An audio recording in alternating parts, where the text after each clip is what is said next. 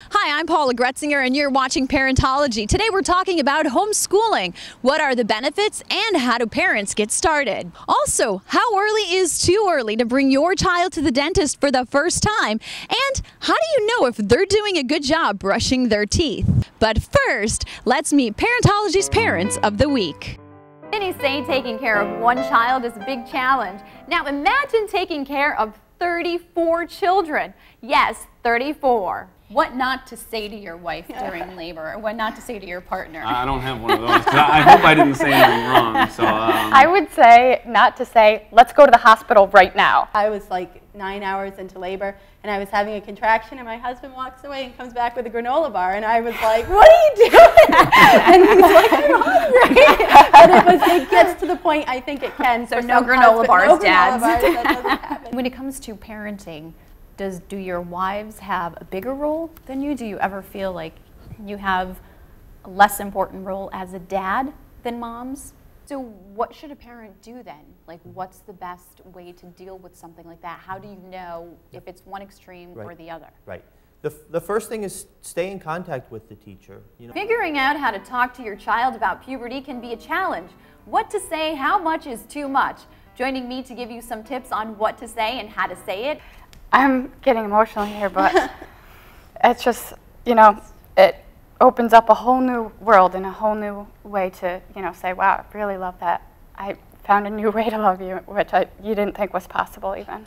What's the difference between the two, ADHD and ADD? Yeah, ADD is kind of an old way of looking at it. We say everybody now has ADHD, and then you have either... Now, when you're saying everybody, adults and everyone? Well, we all might have a little ADHD. That's why we take our cup of coffee in the morning. But protect my wife's sanity, trying to keep her balanced because she was a stay-at-home mom. And how about advice for dads who have stay-at-home moms and aren't so appreciative of, everything that they do? And what should parents say to their children when talking about puberty? Are you changing bed sheets every morning because your son or daughter won't stop wetting the bed at night? Don't get frustrated because you're not alone. Bedwetting is an issue that millions of families face every night. It's extremely common among young kids. And joining me today to offer you some tips on how you can help your child is Dr. Margaret Leary. What can parents do to help the children in this situation if they're going through this? Patty, what are the benefits of breastfeeding versus formula feeding? Parenting during retirement years presents some unique challenges. It can be very stressful, and that's why it's very important that you find a support group. I found this great support group for grandparents, aunts, uncles who are raising children again. and I would love to switch at some point, like just She's watching you. Yeah, exactly. Switch like just to try it. Like because I come home and I'm like, so how was your day? And she's all like frazzled and everything, and then we talk about my day and everything, but.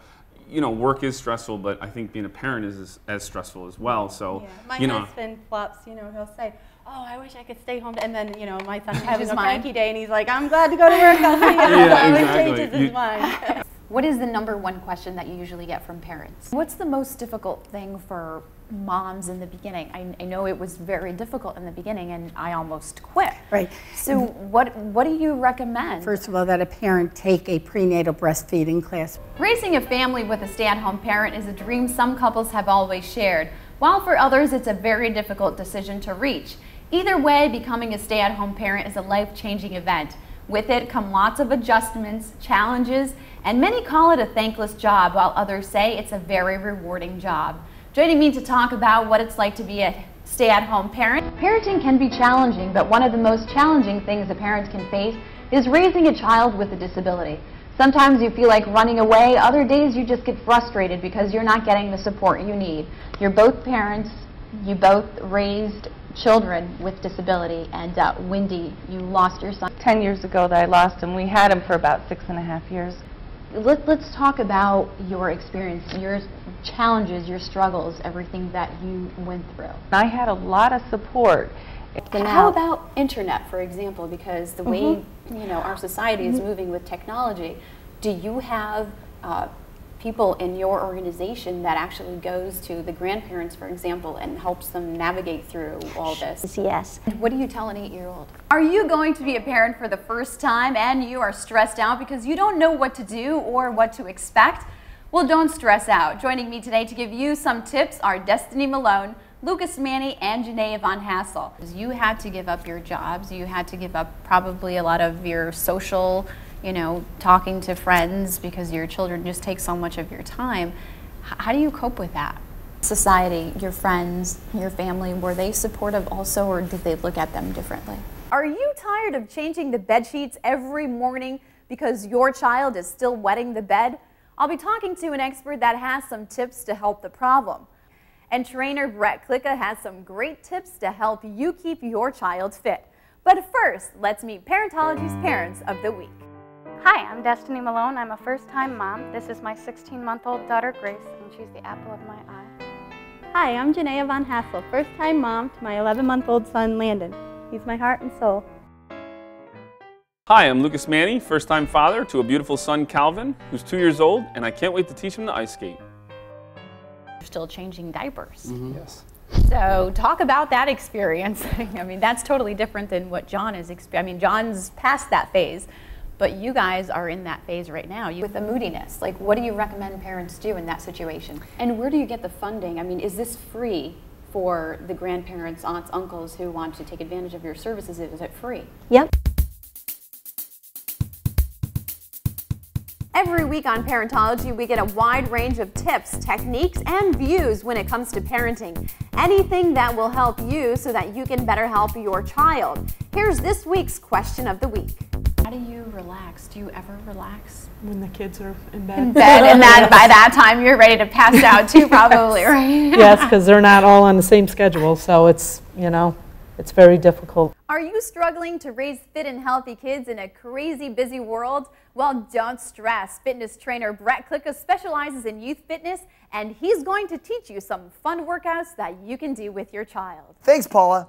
Today on Parentology, we're going to learn some things you can do at home with your kids to get them happy, healthy, and fit. Now, I'm here with my buddy, Sophie. What is it that your kids want from you and need from you? Thank you so much for joining me today. Thank you for having me, Paula. Thank you. And if you have any other questions on what to say to your child or how to talk to them about puberty, just log on to my website, parentologywithpaula.com. When it comes to discipline, being strict, because now you're dealing with different children, how was that for you compared to, seeing your friends with kids? They didn't have to go through that. We used a program, which I swear by, I don't even know if it's in use now, but is 1, 2, 3 Magic. Well, I had to learn sign language to communicate with him. Attention deficit hyperactivity disorder, known as ADHD, is the condition of the brain that makes it hard for children to control their behavior. It is one of the most common chronic conditions of childhood.